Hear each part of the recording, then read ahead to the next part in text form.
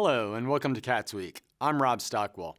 During the August 9th meeting of the Monroe County Board of Commissioners, Monroe County Health Administrator Lori Kelly gave an update from the Health Department. Just a few updates this morning. So recently the CDC approved a new vaccine for infants who are at increased risk of illness due to RSV. RSV vaccines for adults 60 and older are also approved. Individuals should speak with their provider to determine their individual needs. We are currently expecting those vaccines to be available in the fall. In addition, the Indiana Department of Health will begin shipping flu vaccines sometime in early September. We don't have an exact date at this time. And the Public Health Clinic located on Miller Drive is hosting a back-to-school vaccine clinic on Saturday, August 12th from 8 to 11 a.m. So this Saturday? This Saturday, yes. Any idea when the RSV vaccines will be available? In the fall, so September we're looking at, around that, yeah. So around the same time that we're expecting the flu. Kelly also presented two items to the commissioners. The first, tackling COVID immunization funding, and the second, grant funding for local schools, which had been previously discussed in an earlier meeting. This is COVID supplemental funding that helps to support our immunization efforts through the Public Health Clinic. So last year, this funding was combined with our Vaccines for Children program. This year, they have split this funding into two separate awards. We do not expect this supplemental funding to continue after this award, but this is basically just going to help support our personnel in the public health clinic, vaccination outreach, and to work with our emergency preparedness coordinator on events in preparation for an outbreak. So in the past, people could get free vaccines for COVID. Will this grant help to pay for the actual vaccines as well? This will help to cover that, and the Indiana Department of Health is actually looking at creating a bridge program. I didn't share the specifics of that information with you today because I don't have that information yet, but that is going to be something that they are looking at that will provide those vaccines for adults and all individuals in need at no cost. But again, I don't have the specifics of that right now. Commissioner Penny Githens asked if the grant would cover vaccines for individuals. Kelly responded. Bloomington Montessori School, the Board of Health recommends funding $4,000 for water bottle filling stations. Covenant Christian School, the Board of Health does not recommend funding the HVAC unit proposal. Harmony School, the board does not recommend funding the playground equipment. They suggest the Board of Commissioners could consider funding the request for internal communication equipment. Edgewood Schools, the Board of Health does not recommend funding carpet extractors. Seven Oaks Classical Schools, the Board of Health recommends funding $4,000 for water bottle fillers. The commissioners could consider funding disinfecting fogger and HEPA purifiers. St. Charles, the Board of Health recommends funding 2 AEDs for a total amount of $3,850 and 2 bleeding kits for a total of $430. They recommend the Board of Commissioners could consider funding trauma bags and Go Kit. The Project School, the Board of Health does not recommend funding the creative play space. Monroe County Community School Corporation, the Board of Health does not recommend funding a nurse educator or consultant fees. A motion to approve the funding was passed unanimously. Next, Kelly presented the grant for local schools that totaled $12,280. Commissioner Lee Jones shared the Board of Health's recommended uses for the funding. So the purpose of this grant agreement is focused on relationship building with the school liaison within the health department with all of the schools within Monroe County. In addition, the focus of this grant is for our school liaison to work with the schools on updating their communicable disease plans, ensuring that children have access to vaccines and that their vaccinations are up to date, helping to coordinate vision, vision, hearing, and dental screening clinics as well, and really just acting as a support system, helping to provide CPR training, stop the bleed training, those types of wellness programs. Kelly shared the purpose of the grant and what the funding should be focused on. I can give you my perspective on that, and I think that there was concern that there did not want there to be a misconception of that being considered infrastructure. Is that emergency preparedness related, such as post-COVID related relief efforts? It's really a subjective matter. It can be viewed multiple ways, but I think they really wanted to make sure that they were focused on the specific terms, that we were in the direction that I was given by the Indiana Department of Health. Yeah, when you describe the duties of the liaison, it sounds like it could cover that kind of thing. Yes, so the direction of this grant has evolved and changed. I was not here when the original grant began. From my understanding, this original grant was really thought to just be a one-time, one-year grant, just to be able to provide a person into the schools to help support the schools through COVID. And then I think the state started to realize the success and the partnership and the relationship building that started to occur. And so then they started changing the outlines, the guidelines of the grant to look at a long-term program that this could help support with the schools. So it's just changed and evolved over time. Now it is more focused on long-term school support about health and wellness. So again, the current grant that we're in now, the guidelines within the grant are completely different than what it was originally when this grant started. So I think maybe there might be a little bit of a misconception just because of the changes that have evolved over time and what the goal of this funding is to be used for. A motion to approve the funding was passed unanimously. The Monroe County Council met on August 8th. During department updates, Monroe County Commissioner Penny Githens shared the commissioner's salary recommendation for 2024. Githens said that they would like to increase county staff wages by 8.5% to ensure staff can afford to live in the county they work in. But the main reason I'm here is to bring you our 144s. I know that electronic copy has been sent to Ms. Shell, so hopefully she's forwarded that. But these forms were presented to the county commissioners in July, and we are in accordance with what was given to us. And we are proposing that all positions receive a wage increase of 8.5%. And I know this is a lot, but this is actually what we would need for COLA, for cost of living, to really allow our employees to keep up with what it costs here. We know that we live in what is probably the most expensive county in the state, and our cost of living here is higher than at other places. There has been some discussion about the fact that the state has suggested that there be a 7.8% increase for the probation department, but that was statewide. They're only proposing 6.1% here because of the raise that you all approved across the board for employees here last year.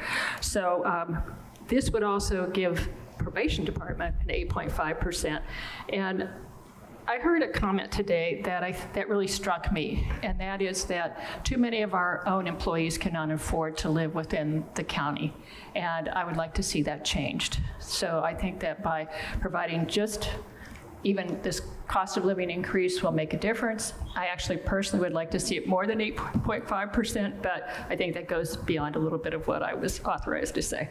So anyway, I'd like to hand this to you, and I thank you for your time. If you've got questions, happy to answer them. Next, the Surveyor's Office gave an update on their GIS mapping. Monroe County Surveyor Tron Enright Randolph introduced the department update. And first and foremost, we haven't been able to be this successful without your support. And one of those milestones was just the approval of the GIS technician in May. Thank you so much.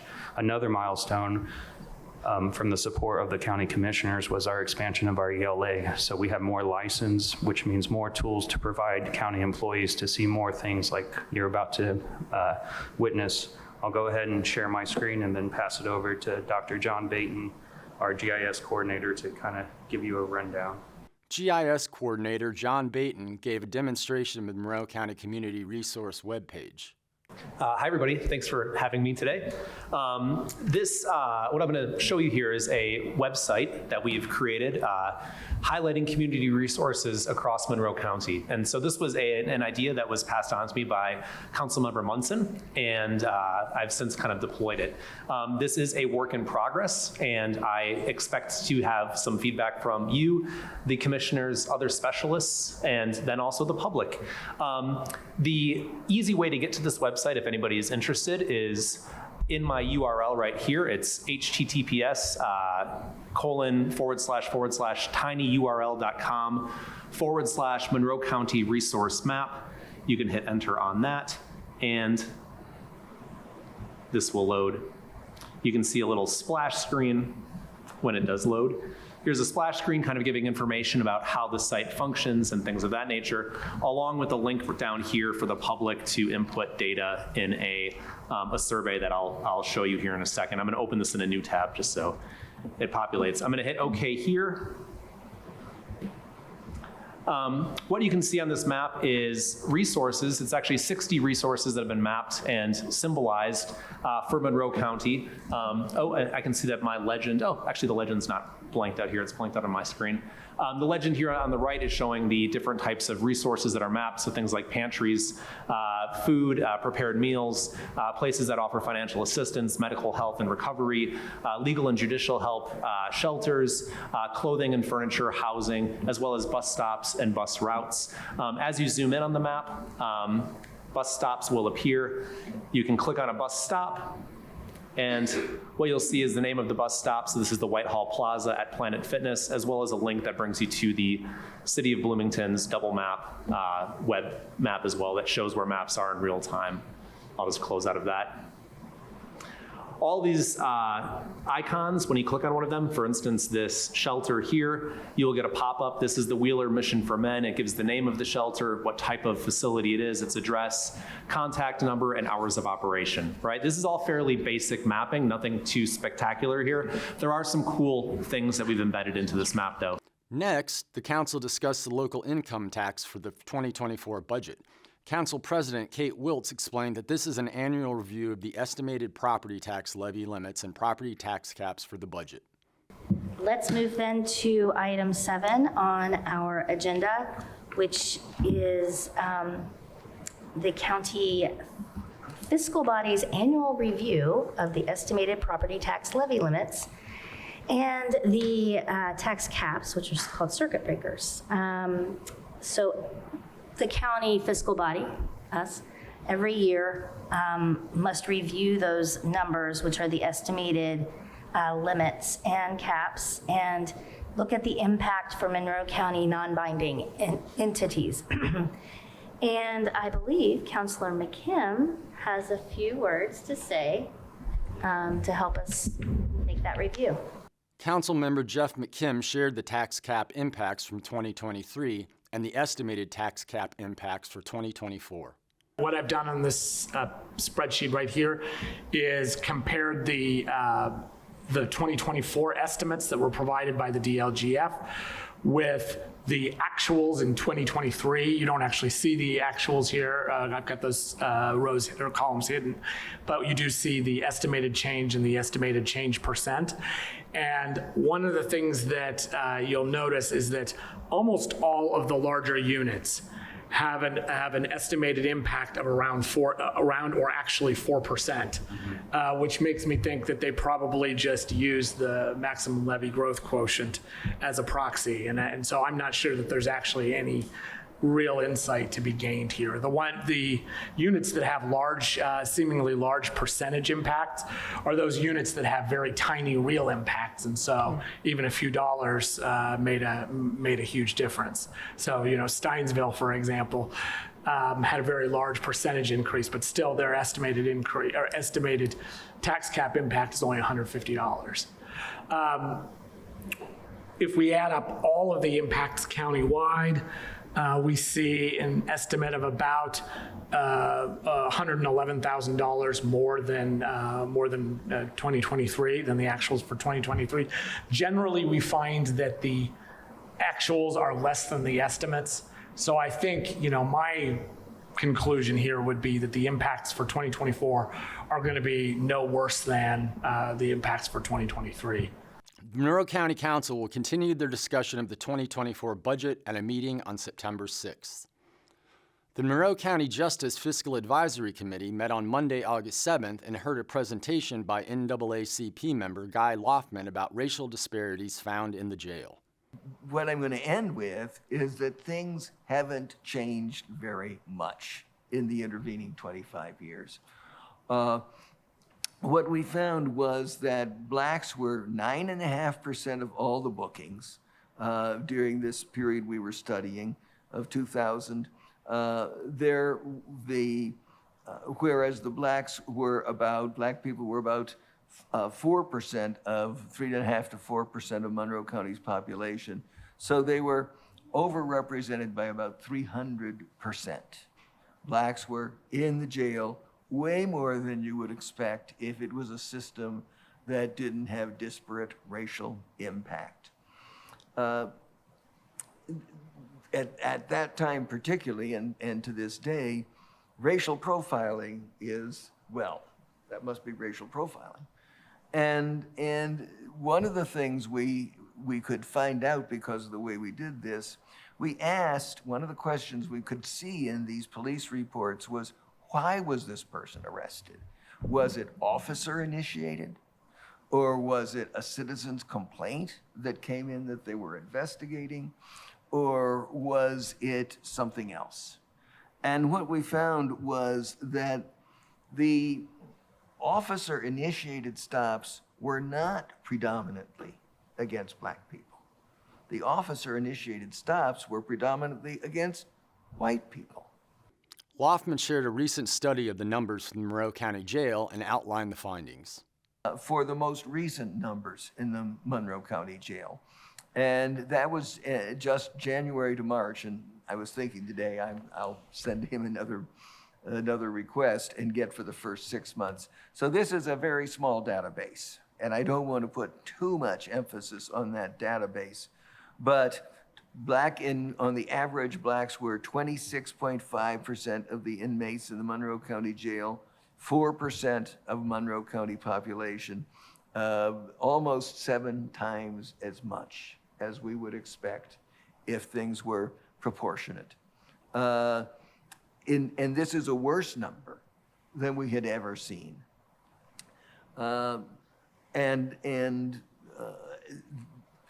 This is, as I've been saying, this is not new. For years, we've seen a almost 400% disparity four-time disparity in our incarceration. And it was actually much higher in this 3-month period than we had seen before. It's very interesting, the jail population ever since COVID has been down, and it has not leaped back up. But even though there were fewer people in jail, it did not help black disproportionality. In fact, black disproportionality seems to have grown with that period. I can't tell you why this happens, but we do know from countless studies that the inferior healthcare, poverty, inferior schools, and bias at every step of the criminal justice system contribute to these disproportionate outcomes. After their discussion, the committee members thanked Guy Loftman for his service with Bloomington's NAACP chapter. The next Monroe County Justice Fiscal Advisory Committee will be held on August 28th. During its meeting on August 9th, the Bloomington City Council heard Ordinance 23-15, which would expand the boundaries of Bloomington Transit further into Monroe County and the town of Ellettsville. Councilmember Steve Olin, who sponsored the bill, outlined an overview of the proposed ordinance. This ordinance basically is BT permission to operate countywide. One of the consequences of the ordinance is that it will remove doubt among non-city entities such as Monroe County or the town of Ellettsville as to whether BT will be allowed to provide service if they negotiate an agreement. This has been a concern for more than a year, which led to the resolution I authored last year asking council to endorse the idea that's before you tonight. But one of the consequences of this ordinance will be that it will remove a layer of oversight from this body, which we can argue that maybe it's been too restrictive, but it leaves us only with the ability to approve the BT budget as a way to express our concern with what deals they may negotiate with entities outside the city. So the council might prefer to tailor a mandate that's less expansive than what's being proposed tonight. General Manager of Bloomington Transit, John Connell, spoke in support of the BT expansion. Connell said he wanted to see an extension of services beyond city limits. What we are asking council to approve is to give Bloomington Transit the ability to operate outside of the city limits. I think each council member is aware we've received requests for service outside of the city limits.